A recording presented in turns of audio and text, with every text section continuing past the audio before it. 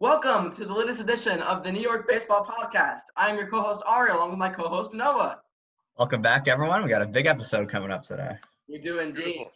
Today, you just heard him right there. Today we have a very special guest, our biggest guest yet. He was a former Hall of Fame baseball pitcher and coach. He played in the MLB for the Phillies, Cubs, Rangers, and Red Sox. He had over 3,000 strikeouts, 284 wins, a career 3.34 ERA. Please welcome the one only Mr. Fergie Jenkins. Welcome, Mr. Jenkins. How are you? Thank you. Oh, good to be on your show. Thank you for coming on, man. All right, Fergie. So we'll just get right into it. We just got some questions. We have a lot of young viewers. So I think they definitely look up to you, and I'm sure they're looking forward to hear kind of your insights on the game. So just to get started, we know in high school that you played many sports, including basketball, track and field, ice hockey, and of course, baseball. So why did you go for baseball? Well, the area scout that came to my hometown, Gene DeJura, thought that possibly baseball was going to be my sport that I was going to probably be more successful with. I played a lot of hockey and basketball in high school. And as you said, I ran track. And what was nice is that to keep a B average, you could play varsity sports because I went to an all-boys tech school. Yeah. Oh, wow, nice. Yeah, that's awesome. I mean, you were a multi-sport athlete, and I'm so glad you chose baseball. That was the right decision. I mean, your career is just amazing. So a little fun question here. So we got, is there a most memorable game or specific moment? I mean, obviously you had a lot of career accolades, but is there one that stands out above the rest in your career? Well, I was very successful in winning ball games in Wrigley Field. There was an opportunity in '68. Was the first time in like 10 years the Cubs went into first place. I beat Cincinnati 3-2 or 4-1, something like that. And 40,000 fans stayed in the ballpark because they waited for the W flag to be flown on the flagpole. Mm-hmm. And at the time, we were going to be probably a half a game in front of the Cardinals. And the Mets beat the Cardinals that afternoon in Chase Stadium. Wow. So they stayed. And, I mean, you got cheering fans 45 minutes after the game is over. You expect everybody to clear the stadium out, but they waited to have that W flag flown in Wrigley Field. I'm glad my Mets could do something for your club. That's really cool to me that you guys were able to come in first place because the Mets beat the Cardinals in that one game, and yeah, that's awesome. Yeah, very cool moment. So, Fergie, and so in 1991, you were inducted into the Baseball Hall of Fame. What did it feel like when you found out that moment that you were in the Hall of Fame? Well, Jack Lang was the individual that phoned you. He phoned me in, I'm trying to think, early January, and said I was one of the leading candidates along with Rod Carew and with Gaylord Perry.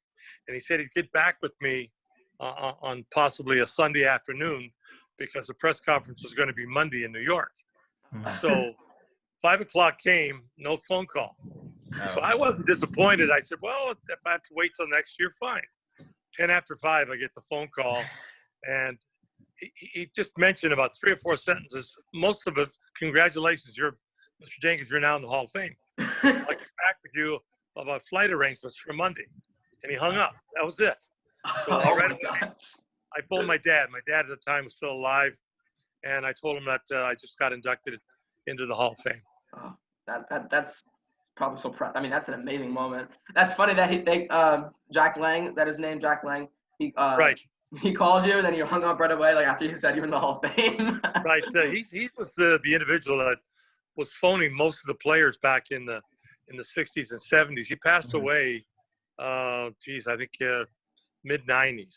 But he was the individual that phoned all the players that were on the ballot that got that 75% of the vote to get in the Hall of Fame.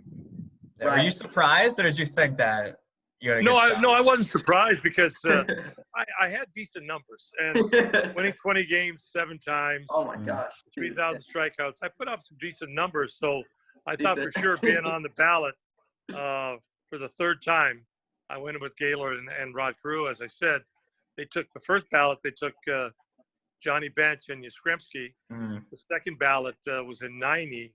They took Jim Palmer and Dole Morgan. So I thought '91 might be the opportunity for me to get in.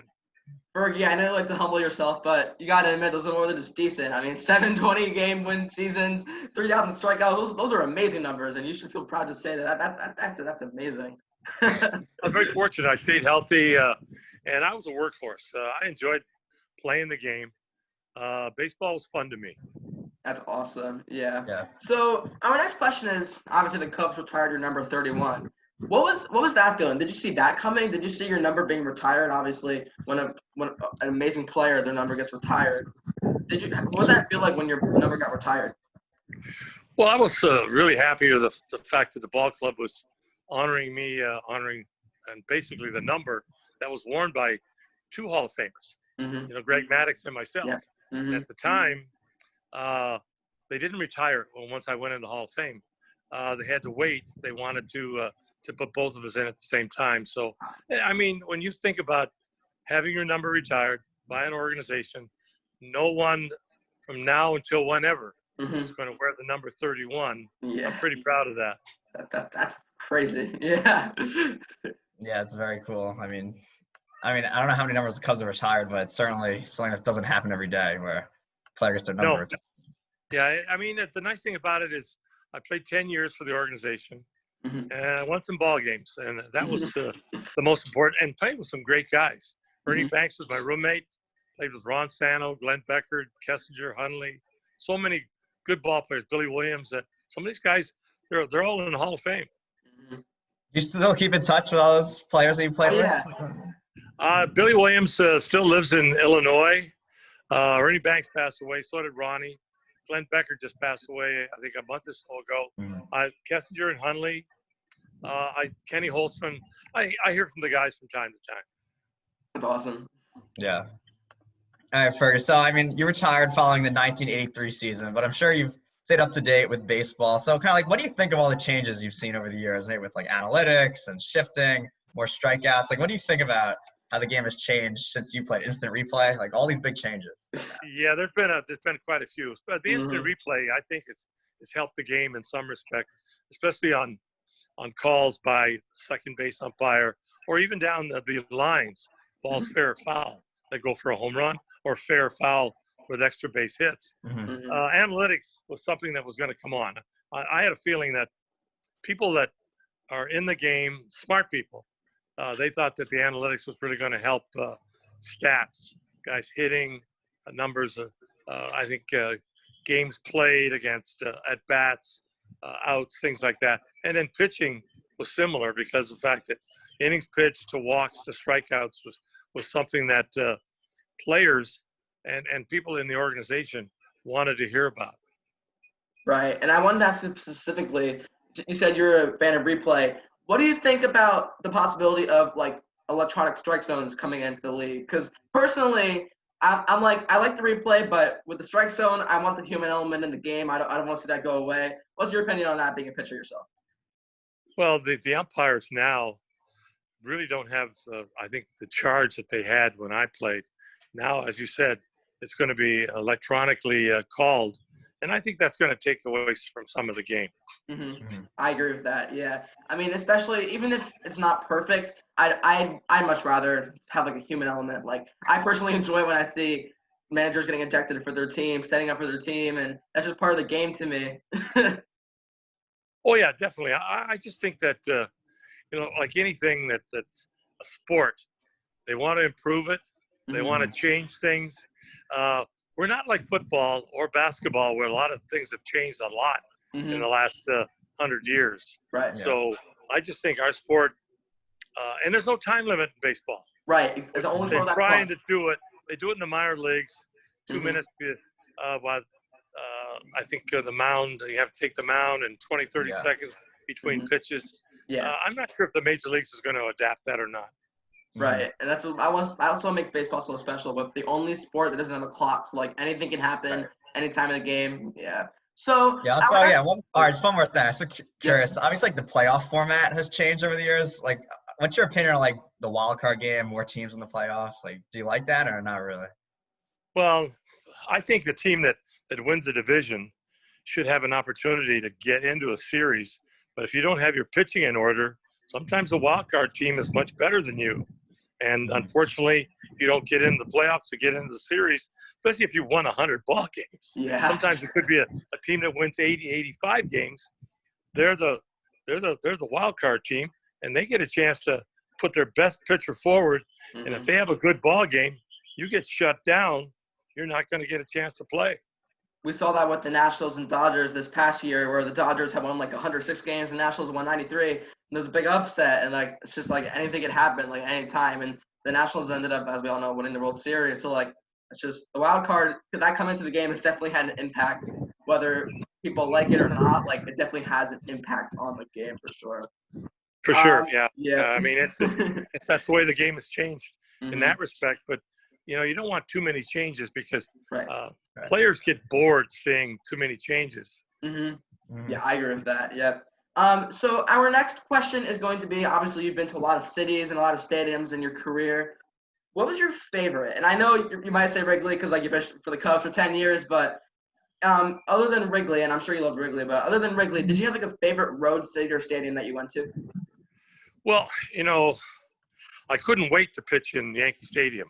When I got traded to the Texas Rangers in '74, I went to the ballpark about 1 o'clock just to walk around Yankee Stadium. Yeah. Which there's so many great athletes have played there, from DiMaggio, Ruth, Mays, Mickey Mantle, Roger Maris. So that was a big plus. I just think that was an important stadium for me. Cincinnati, old Crosley Field, I enjoyed pitching there. And my first major league ballpark was Connie Mack Stadium, where it's a small yard, large to center field, but definitely short down the lines. Mm. Yeah, definitely. I'm a Yankees fan, so I appreciate the support for Yankee Stadium. I don't know if you've had a chance to go to the new one, but I definitely missed the old one. I feel like it was more historic for sure. Yeah. Oh, yeah. I mean, there has been other ones. Chavez Ravine, Dodger Stadium was really, really big. Mm-hmm.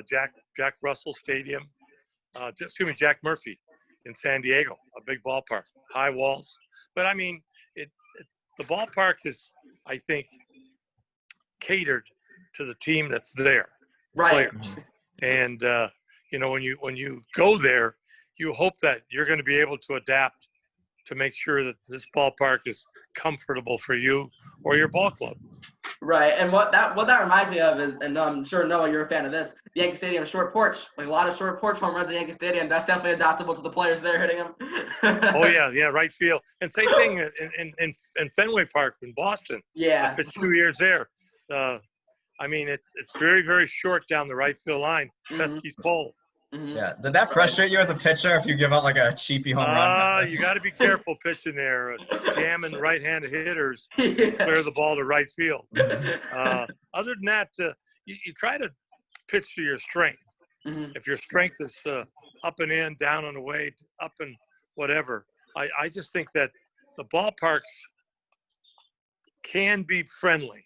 They can be friendly. But there's sometimes when you go to oh man, that's not going to go for a home run, and it does because it's short porch. So you would recommend to any of our young viewers watching to pitch to your strengths other than pitching to their weaknesses? I know sometimes it can go either way. Well, you and the catcher go over the hitters to the lineup prior to the game, and I think you got to stay to your strength. The most important thing, you can't do anything about the weather. The wind blows in or out or across, and it depends on how small the dimensions are of the stadium. But you got to stay to your strength, one hitter at a time, one inning at a time, and hope that you can complete a ball game, pitch 9 innings. Exactly. What do you think about today? I mean, we see, pitch counts and going to the bullpen very early. I know when you played, it was kind of a different story with keeping pitchers in longer. Well, there was only 9 pitchers made the staff. When I won the ability to win a pitching opportunity when I made the Cubs, there was only 9 pitchers on our staff, 4 starters, 5 in the bullpen, and now you're looking at 12 or 13 on the staff. So it cuts down on your extra players, guys that can pinch hit, pitch run, that type of situation. Guys have to be able to play multiple positions. And I just think that has not dampened what's going on in the game. But managers, you got to be real careful who you pick and choose to play where, and you got to pick and choose the right guys out of the bullpen. The strategy part of it is you have one or two specialists left or right, and then you have your holders and then the closer. So you got to be pretty knowledgeable of how you take care of your pitching staff. Right. Yeah, for sure. We see a lot of changes. Even I'm sure you've seen like with this whole like new opener concept and like kind of starting the game with the reliever. I mean, it's definitely yeah. Sometimes that who started that? Tony La Russa. He started really? the bullpen in Oakland. He started a couple of guys pitching first out of the bullpen, and then he went to a starters like in the second or third inning, which I'm not sure if that's smart, but he used it. He enjoyed doing it. That for me, that like I don't know about you, but that takes away from like the tradition of the game. Like I like seeing the pitcher go like 7, 8, 9 innings, and with the opener that comes in place, it kind of just like the rest of the bullpen the way. I don't know. Well, the bullpen now is probably as equally as strong. Oh and yeah. This is why a lot of times teams that got a strong bullpen would want to use them prior to the starter. But sometimes it works out great. Yeah. It really depends on the game, things like that. Oh, yeah. It depends on the lineup you're facing. I mean, in the American League, they still have the DH. So a lot of times the DH, if you're a right-handed pitcher, you're going to see more left-handed hitters. So if you got a left-hander in your bullpen that's pretty sharp, he could maybe get starting 2 or 3 guys out of the lineup quick. So the game could be in your favor. Speaking of the DH, obviously there's been a lot of talk about the National League DH when coming. What's your opinion on that? Do you want to see it? Do you not want to see it? What are your thoughts on that? Well, the American League has had it for, I don't know, 35, 40 years. Yeah. I'm not sure if the National League will adapt to it or not. There has been some talk. They brought it up in a lot of times the player meetings or owners meetings. But as of right now, the National League still sends a pitcher to the plate to hit, bunt, or whatever. But I just think that's part of the game. It speeds the game up, I think, by using the DH in the American League. But the game is not supposed to be sped up. I think the part of the game is the pitcher understands and the tempo belongs to him. Exactly. Yeah. So speaking of the DH, it kind of leads into like one of our final questions. So you played in the National League most of your career, and then R and I were kind of looking at your numbers. We saw you're actually a pretty good hitting pitcher. You had 13 home runs in your career, which is definitely a lot for a pitcher.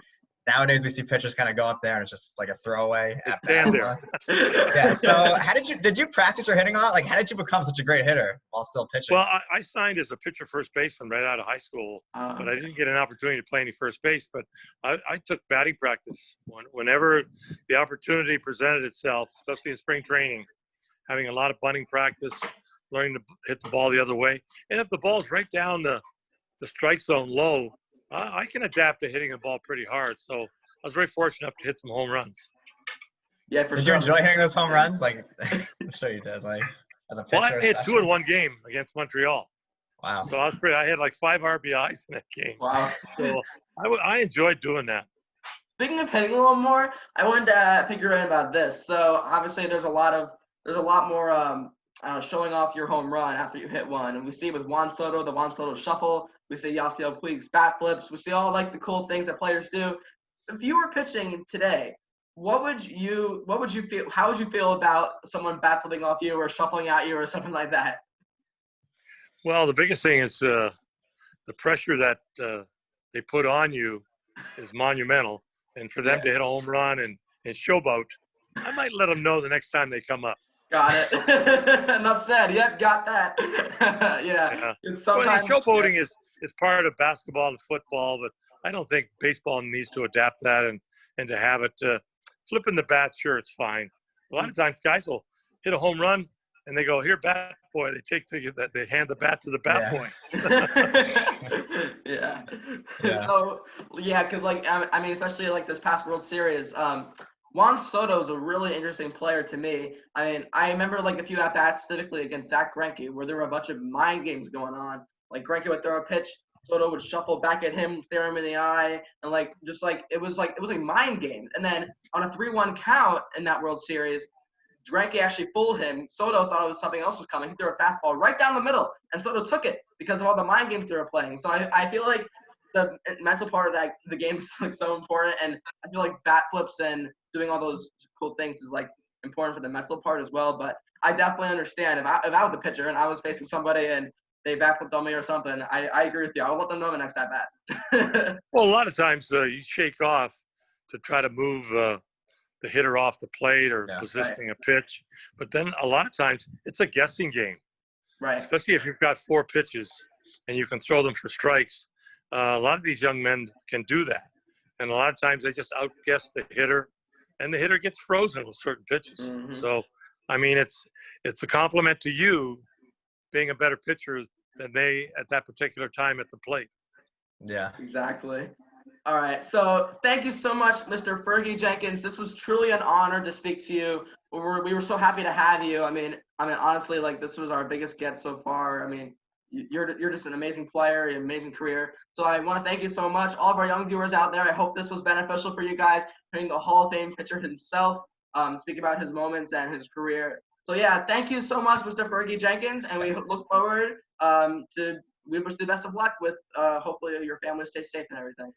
All right. I appreciate it. Nice come on. Enjoyed being on your show. Thank you. Thank you.